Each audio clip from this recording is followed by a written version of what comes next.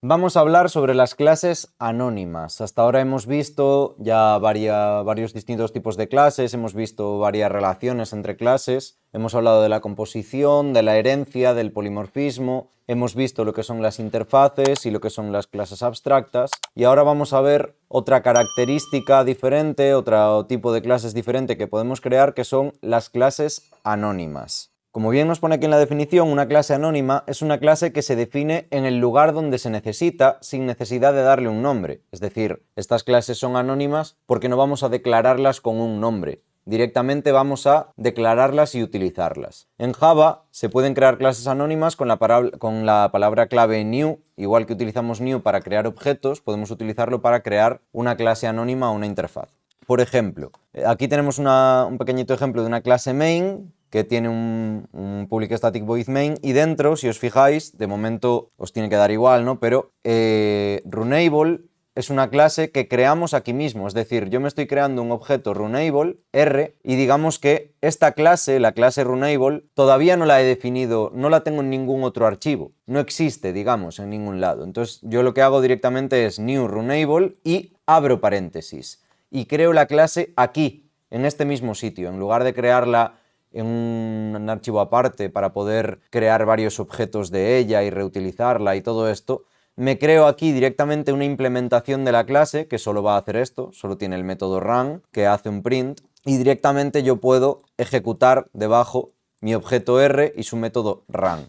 Ahora mismo el tema del run os tiene que dar igual, quiero decir, esto es un método concreto de programación concurrente que ya lo veréis más adelante, seguramente en segundo, cuando veáis en PSP programación multithread, ¿vale? Programación concurrente y distribuida.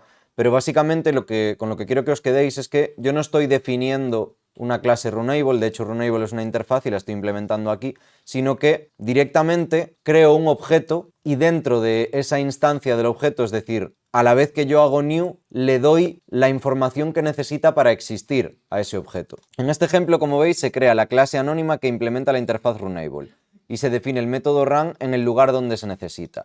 Esto tiene sentido sobre todo para cuando queremos hacer una implementación rápida de algo, de una interfaz sencilla o de una clase que solo vamos a utilizar en un lugar concreto del código, pero que no queremos ni necesitamos que se creen varios objetos de la misma.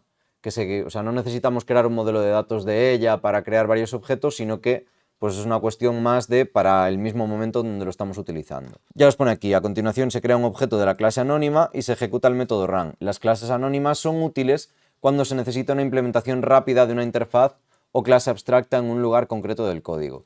Básicamente, cuando nosotros tenemos pues una interfaz, imaginaos en la interfaz figura que hablábamos anteriormente cuando veíamos interfaces, si yo en vez de querer crear una clase círculo para crear varios círculos, solo quiero un círculo en ese momento para calcular un perímetro concreto, podría directamente implementar la interfaz figura en el mismo sitio en que declaro el círculo, como estamos haciendo aquí con Runable, sin la necesidad de crear la clase círculo aparte y todo esto. ¿Qué diferencia hay entonces entre las clases anónimas y las clases normales, digamos, o las habituales? Las clases anónimas no tienen nombre y se definen en el lugar donde se necesitan, por eso son anónimas, porque no tienen nombre. No pueden tener constructores, ya que no tienen nombre. Y además de esto, ¿qué es lo que digo? Que no vamos a poder crear más objetos que el propio objeto que estamos creando en ese mismo momento. No pueden ser estáticas, ya que no tienen nombre. No tendría sentido tener un elemento static en una clase anónima, porque como no tiene nombre no vamos a poder acceder a ese elemento estático. Y pueden acceder a variables locales y parámetros finales del método en el que se definen. Es decir, obviamente yo aquí dentro de este scope, os recuerdo que un scope es un bloque de código delimitado por llaves. Yo aquí dentro de este scope, si antes de declarar el Runable tuviese alguna variable declarada dentro del método main, yo podría acceder dentro de ella porque el scope está dentro del scope del main. Básicamente este bloque de código está dentro de este bloque de código. Es tan sencillo como eso. En general, ya os pone aquí que las clases anónimas se utilizan cuando se necesita una implementación rápida de una interfaz o clase abstracta, que esto ya lo habíamos dicho, pero eso, en un lugar concreto del código, y no es necesario reutilizar la implementación en otros lugares. Esto es útil para eventos concretos, para hilos, etc. Obviamente, si nosotros tuviéramos que reutilizar esa implementación, ya no tiene sentido utilizar una clase anónima. Si quiero reutilizar la clase para crear varios objetos de ella, la clase anónima ya no tiene sentido. Tendría sentido crear una clase aparte que implementase una interfaz como hemos visto anteriormente. Vamos a ver otro ejemplo, lo que hablábamos antes de las figuras. Yo tengo aquí mi interface figura con el método calcular área. Bueno, pues yo puedo directamente crear una figura aquí dentro con el método calcular área y yo defino que el calcular área de esta figura es base por altura y entonces yo directamente tengo aquí un objeto figura que implementa la interfaz figura y pertenece a una clase anónima que no tiene nombre y directamente puedo calcular su área. Y no me hace falta crear el archivo aparte para el triángulo, etcétera, etcétera, ¿no? Pues podría hacerlo así directamente. Podría, de hecho, más adelante crearme otra clase anónima que implementase la misma interfaz, pero que le diese otro significado, otra implementación al método calcular área para, en lugar de hacer este que parece eso, pues el de un triángulo o el de un rectángulo, pues hacer el de un pentágono, por ejemplo, o algo por el estilo.